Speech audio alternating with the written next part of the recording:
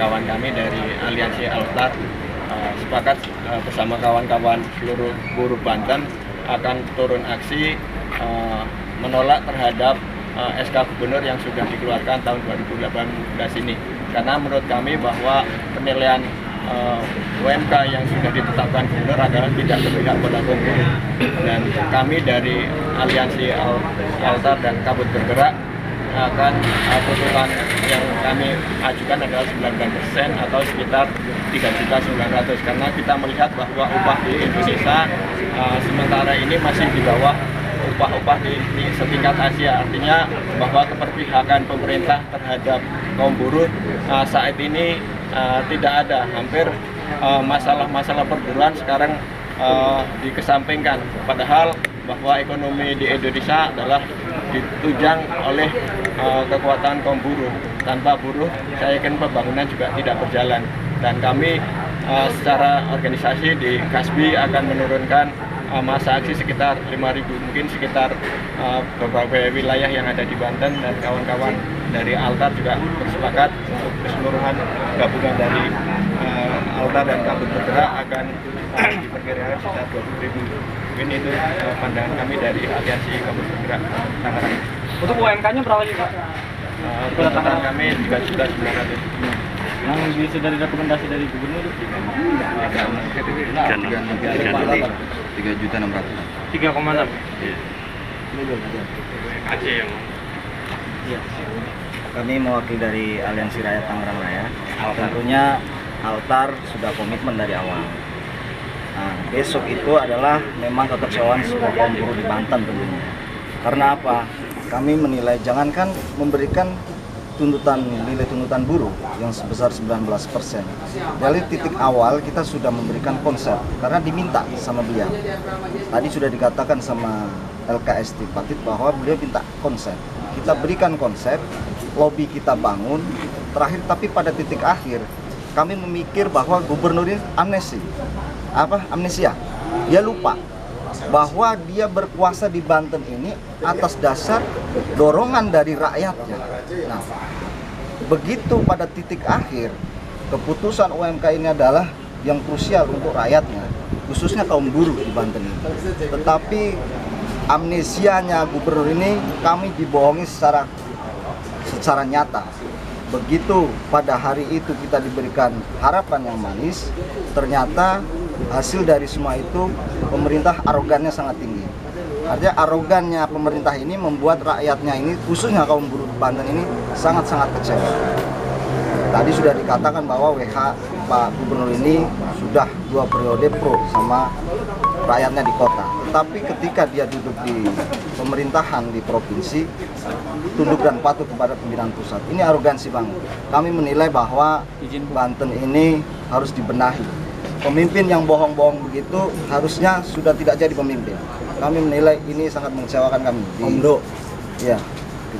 Ya, penilaian kami terhadap surat edaran dari Mendagri maupun PP 78, saya kira bahwa penilaian terhadap upah ini PP dan surat edaran adalah di bawah undang-undang. Artinya ketika ada sebuah edaran dari Kementerian Mendagri, saya kira dari pimpinan-pimpinan gubernur di Indonesia itu tidak perlu ditakuti, karena pertanggungjawaban langsung adalah dipilih oleh rakyat. Artinya pertanggungjawab gubernur ketika nanti ada persoalan, kami pun dari rakyat buruh pasti akan mendukung dan membela gubernur yang terpilih.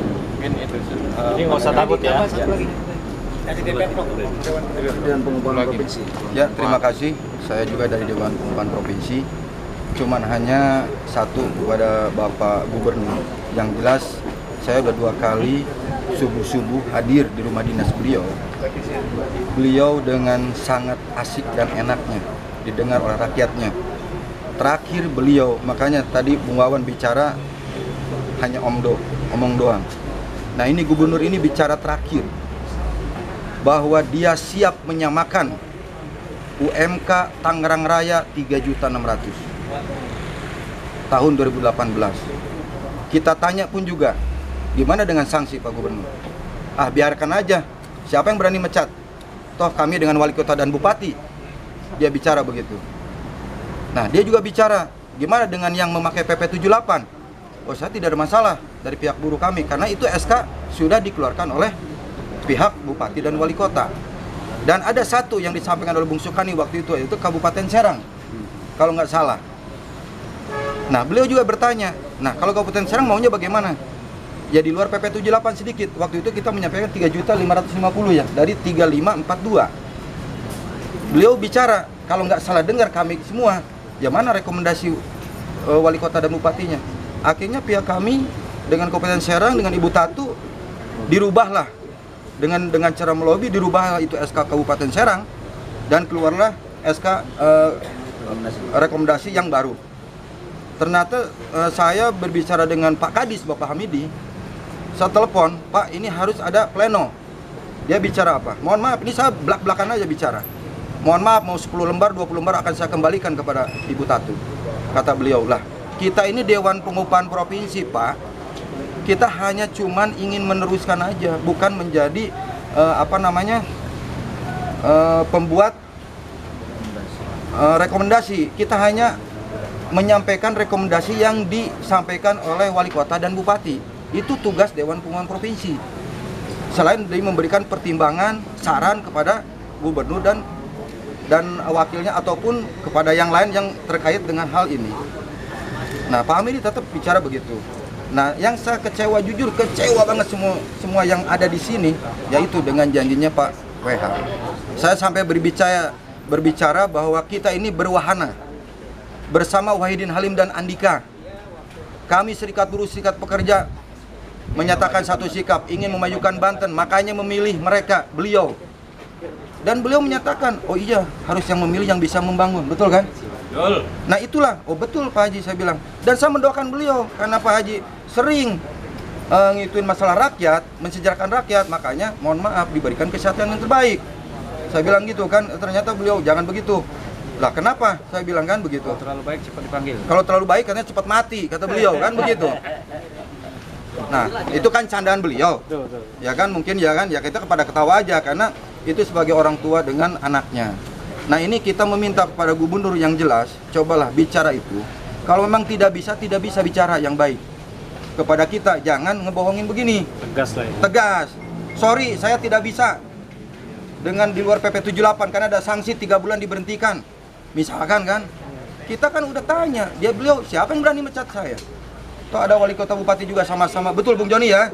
Semua begitu, mendengarkan itu. Tapi ternyata apa? Setelah kita 2 kali bertemu beliau, dengan senang hati kita pulang, meskipun jam 4 subuh kita udah di sono.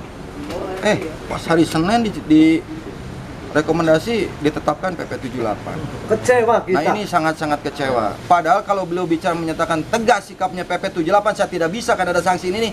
Saya yakin kami pun sebagai pekerja tidak kecewa. Karena beliau udah menyatakan sikap begitu. Tapi ini kan enggak. Ditemuin 2 kali asik dan enjoy. Apa yang nggak bisa sama saya? Waktu jadi wali kota pun juga. Saya tanda tangan, selesai. Mau gaji 5 juta apa 10 juta sekalian. Itu pernyataan beliau. Gitu. Tapi kan akhirnya bakal masalah kalau gajinya sampai 5 sampai 10 juta kata beliau. Nah, oke, kita tidak minta banyak, hanya 3.600.000. Karena sesuai rekomendasi. Nah, gimana dengan Kabupaten Tangsel? Karena dia ada 2 angka. Kita bicara, samakan. Setuju semua, setuju, tidak ada yang komplain. Oke. Nah, itu yang kenapa kok beliau sekarang menetapkan UMK itu dengan PP 78. Takut itu. Kalau memang takut, ya bicara. Karena kami sudah sampaikan, kalau ada masalah, kami Serikat Buruh, Serikat Pekerja se-Banten siap untuk mendukung Pak Gubernur. Kalau dia menetapkan sesuai SK UMK. Tapi ternyata sekarang ya, mungkin ya apa dikatakan oleh kawan-kawan, beliau kayaknya tidak senang kalau rakyatnya senang. Jadi beliau juga menginginkan mungkin ya mohon maaf, di mata beliau biarkan aja, mungkin demo aja cuma segitu aja. Tidak akan sampai kemana-mana. Itu saya pemikiran beliau, saya kutip mungkin begitu. Karena seberapa sih kekuatan dari buruh dan serikat pekerja, mungkin pemikiran kami, ya kan? Paling udah sehari 2 hari udah mental, kan begitu. Lah ya. Tapi kami tidak begitu. Kalah menang atau apapun, tetap kami akan melawan. Karena serikat pekerja ini jujur aja ingin keadilan yang diciptakan oleh pemerintahnya. Itu intinya. Jadi jangan hanya apa sedikit pengusaha. Pengusaha pun dia bicara Pak WH, tanpa ada karyawan tidak ada pengusaha. Karyawan pun begitu, tanpa ada pengusaha tidak ada karyawan. Dan dia bicara, mohon maaf, tetap seakan bangun perekonomian ini selain infrastruktur juga perekonomian dalam mensejahterakan rakyatnya, yaitu ekonomi. Tapi ini mohon maaf, sekarang ya mohon maaf ya, jauhlah dengan 3.900.000 yang diberikan oleh Bung Poniman. Dengan 3.600.000 saja Pak WH tidak berani. Mohon maaf, silahkan aja lah kalau saya mau ditangkap gitu, dilaporin kerdil kalau menurut saya, kerdil. Bahkan Kerdil. Sindrom. Jujur, ini orang tua yang saya hormati, saya banggakan. Tapi hatinya kecil. Jujur aja. Makanya kemarin jam 5 sore, dari jam 1 jam 5 sore, setelah Senin itu kawan-kawan datang ke sana ingin ketemu. Dengan beliau meminta, takutnya ya tadi dibilang Bung Wawan amnesia. Setelah janji besoknya lupa karena udah tua. Ya kan beliau usianya 67 tahun. Kalau nggak salah gitu ya, kurang lebih. Takutnya dia lupa apa yang telah dijanjikan oleh beliau kepada serikat pekerja, serikat buruh. Makanya kemarin ini tapi nggak ketemu. Alhamdulillah nggak ketemu.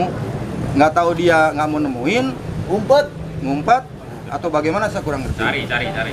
Alasannya apa? Ya kemarin sih tidak ketemu, dari jam 1 kita datang ke sana, setelah keluar SK sampai jam 5 sore kita tidak ketemu. Alasannya lagi pergi keluar atau bagaimana, nggak ada di tempat begitu. Mungkin itu aja intinya. Yang jelas saya meminta kepada Gubernur Provinsi Banten cabut SK yang sudah ditandatangani dan ganti dengan revisi rekomendasi wali kota dan bupati. Tapi yang sudah rekomendasi PP 78 ya monggo. Itu karena SK dari bupati dan wali kotanya. Tapi di luar jalur itu dari 8 kota kabupaten ada yang di luar PP 78, silahkan tanda tangani dan tetapkan sesuai rekomendasi wali kota dan bupati. Terima kasih.